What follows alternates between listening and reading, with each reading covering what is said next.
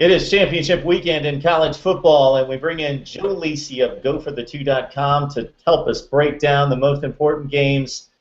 Conference championships mean a ton to me, but with this college football playoff, it seems to be all about that Final Four.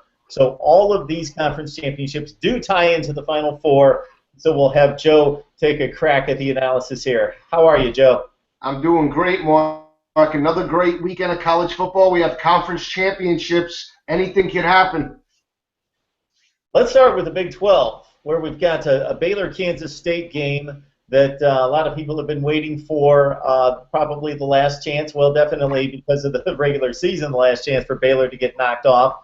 And we've got this big comparison between TCU and Baylor, and the Horned Frogs probably have a layup against Iowa State at home in Fort Worth.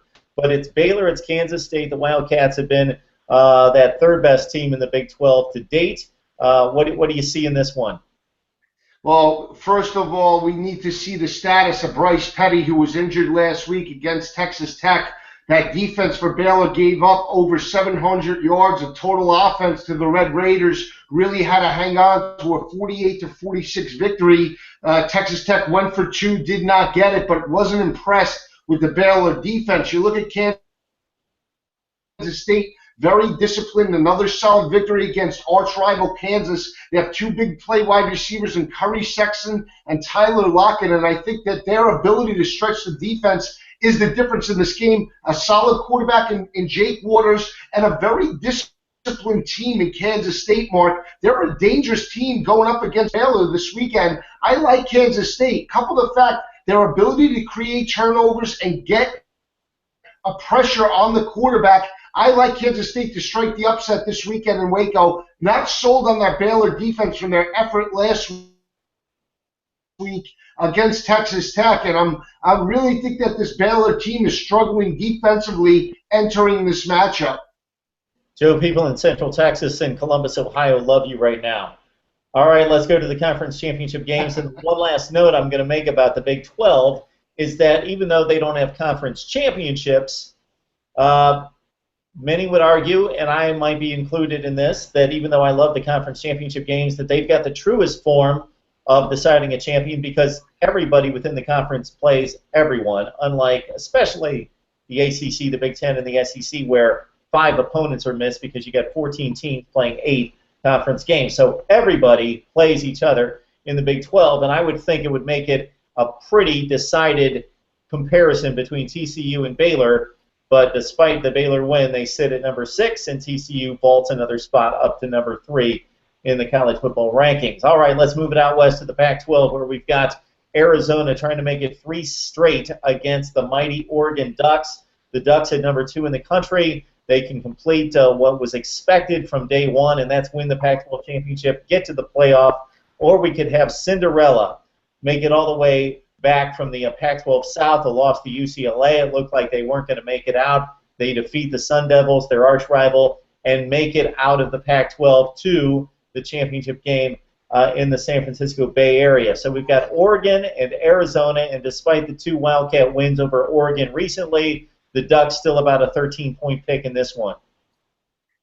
I'm leaning towards Arizona in this matchup, Mark, because of their ability to beat Oregon over the last couple of years. I think from a psychological standpoint, Arizona is going to come into this game very confident in their ability to knock off the Ducks. You look at Oregon in that first matchup this year, surrendered 5 sacks to that defense. They were very opportunistic in getting pressure to Marcus Mariota. But you look at this team defensively over the last 3 games against Washington, Utah, and Arizona State, really came together and gelled. They had a dominant performance against Arizona State last week, 7 sacks to get to Taylor Kelly and Mike Bercovici, a solid offensive line by Arizona State, and they were able to create pressure. I like the way this defense is playing. They have 37 sacks on the year, very opportunistic defensive front, and I like their quarterback in a new Solomon. He could create plays not only with his arm, but with his legs, and I think this is a confident bunch in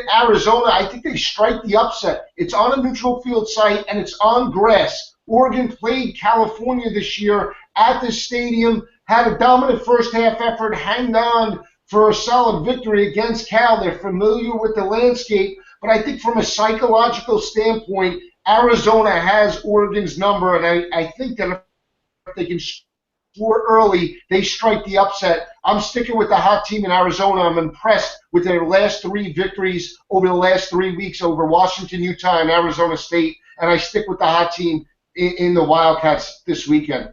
That Pac-12 kryptonite is transferred from Stanford apparently to Arizona, and the Wildcats try to make it 3 in a row and do what nobody had expected and win the Pac-12 championship. We're joined by Joe Lisi of GoForThe2.com, and let's keep in mind, everybody, that while the focus is on all the one-loss teams attempting to get to the college football playoff and win conference championship games, if one of the 2-loss teams breaks through, it's not a big deal because they're not going to make it. But can you imagine if all of them win? Arizona wins, Georgia Tech wins, Wisconsin wins, Missouri wins. Then we've got a real mess and a bunch of 2-loss teams, and that would be a whole lot of fun to see the chaos ensue. Let's move into the ACC, where Georgia Tech is attempting to finish off the season extremely strong with wins over Clemson, Georgia, and Florida State. This game just a 3.5-point game because Florida State's playing them all close. Georgia Tech, of course, brings the triple option attack with Justin Thomas, having thrown the most touchdown passes of any quarterback under the Paul Johnson regime. They take on Florida State and Jameis Winston coming off that 4-interception performance against the Florida Gators. So the ACC championship game. Well, Georgia Tech coming off in a very emotional victory over the Georgia Bulldogs in Athens last weekend, picking up a 30-24 victory over Georgia. They were 1-12 against the Bulldogs since 2001 and lost all 12 of those games by double digits. So a solid effort by Paul Johnson and that team to come back from the 24-21 deficit with only 15 seconds left. They rushed for 399 yards, 5.7 yards per carry. Their big play running back, Lasky, put on 3 touchdowns on that Georgia defense, and they made plays when they had to. They're going to be without their big play wide receiver who has a knee injury and is lost for the year. So I think that'll put some pressure on this Georgia Tech team. They're very opportunistic, Mark. They're plus 11 in turnover margin, and they've been doing it on the road. They're plus 9 in turnover margin on the road. So they have an opportunity to strike the upset, but it's the secondary for the Yellow Jackets that has me concerned. They're giving up 227 passing yards per game. I think that favors Jameis Winston and the Florida State offense. And then you look at that defense by Georgia Tech.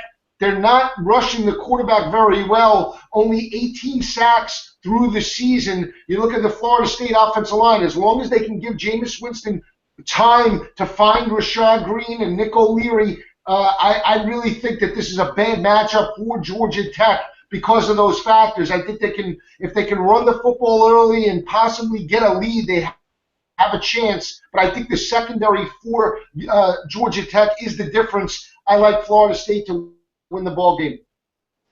Yeah, Georgia Tech playing their best football at the end of the season. They played a garbage non-conference schedule of 4 games. Didn't look that impressive through the first portion of the ACC campaign, beat some bad teams by not much, but they are really improving down the stretch. But it appears as though, it's a definite that their leading receiver, Smelter, 32 receptions, 7 touchdowns, will not play this game against Florida State.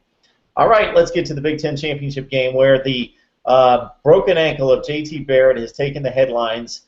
Ohio State has gone from what Vegas would have projected to be a 4.5-point favorite to a 4.5-point underdog, a 9-point swing going from the kid who set the all-time Big Ten single season touchdown record, breaking Drew Brees' record, 45 touchdowns rushing and passing. He's out of the lineup. Ohio State's going to go with Cardell Jones. We've only seen him in the spring game, and we've only seen him throw 19 passes, most of those coming this season against Illinois. He's got a cannon of an arm, but can he run the read option? Can he make the throws, the right decisions, get it into the playmakers' hands at the right times? What is Ohio State possibly going to do with Jalen Marshall, who's taking a lot of Wildcat snaps? Even with J.T. Barrett in the game, he could be more of an emphasis in this game against Wisconsin. The Badgers playing their best football of the season, and, of course, Melvin Gordon, a possible Heisman Trophy statement in this game in the Big Ten championship game, Joe. Well, Mark, I'm going to make you very happy. I really like Ohio State in this game for a couple of reasons. First, let's talk about the adversity. You're right. J.T. Barrett goes down, hurts that team, and then the death of former teammate Costa George is definitely a negative that the team will have to rally around. But I really like the way Urban Meyer and his staff have kept the team together. A dominant defensive performance. Last week, they got 2 turnovers. Score off those turnovers and really shut down Devin Gardner in the second half of that ball game. That was the difference to picking up a 14-point victory against the Wolverines last weekend. But let's look at Wisconsin right now. In my opinion, still one-dimensional with the rushing attack led by Melvin Gordon. This team is -2 in turnover margin overall, but -6 in turnover margin on the road or on a neutral field site. I know Joel Stavi had a dominant performance last week, 218 passing yards and 2 touchdowns against the Minnesota Golden Gophers, but I'm still not sold on Stavi's ability to stretch the field against this Ohio State defense. You look at Ohio State, very opportunistic. They're +5 in turnover margin, led by Boza and that defensive front, 32 sacks on the year. So I think that this is a defensive front that will be able to create some pressure on Joe Stavi should they work off play action. I'm not sold on the offensive line for Wisconsin. The other factor is this is Gary Anderson's biggest game as a head coach. Let's be honest. He coached at Utah State with Chucky Keaton,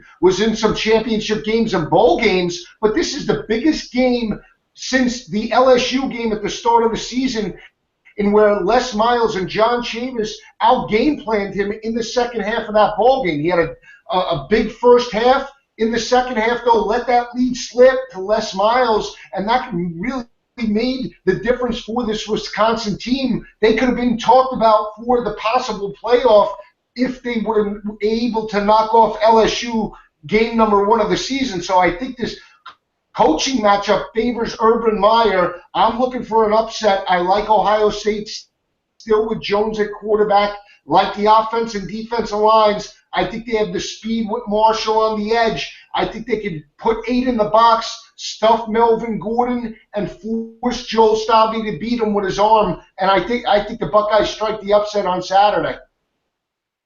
There's no question it's a difficult task for Mr. Jones to get ready for the #1 rated defense in the Big Ten, a top 3 defense nationally in terms of yardage given up and points against. At the same time, if this is going to happen to anyone, I think Urban Meyer is just about the best coach in the country to have that assignment to get a quarterback ready in 6 or 7 days for an opponent in a big game. You mentioned Gary Anderson, possibly the biggest game of his life as a head coach. Urban Meyer, it would be way down the list, even though it's the Big Ten championship and possibly for a college football playoff.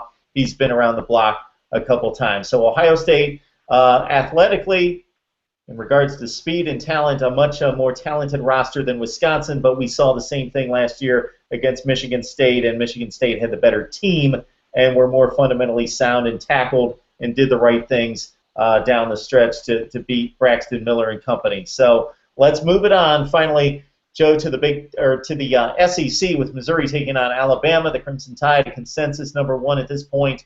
Most people think they're the best team in the country. Missouri, you would have to say, is probably about the 5th or 6th best team in the SEC, behind the likes of Mississippi State, Ole Miss, Georgia, Auburn, possibly. But Mizzou finds himself for a second consecutive year 7-1 in the SEC, getting to the championship game. And they did it mostly on defense, but Matty Mock will have to play the game of his life, you would think, against the Crimson Tide. Absolutely. I think that Missouri has the defense to stay in this game against Alabama.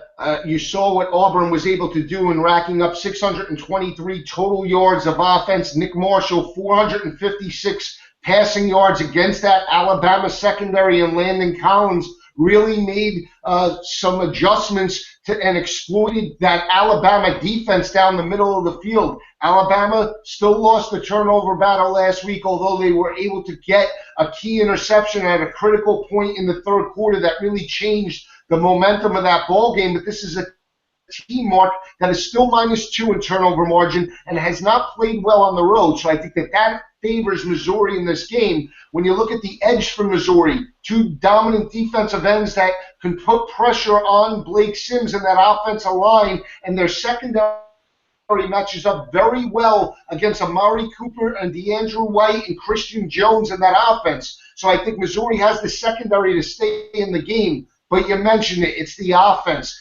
Matty Mock, methodical. They're not the same explosive team that they were with James Franklin at the quarterback position and Matty Mock last year with their two big play wide receivers. I think they can keep it close, but in the end, I still like Alabama to win the game by 7 points. Missouri, if they get some rushing early from Hansborough and Murphy, can make it a game to slow it down, but I think Alabama has too many weapons on offense and defensively has too much speed and gets to Matty Mock in this ball game and gets the victory by 7 points. But I think Missouri's in it from start to finish.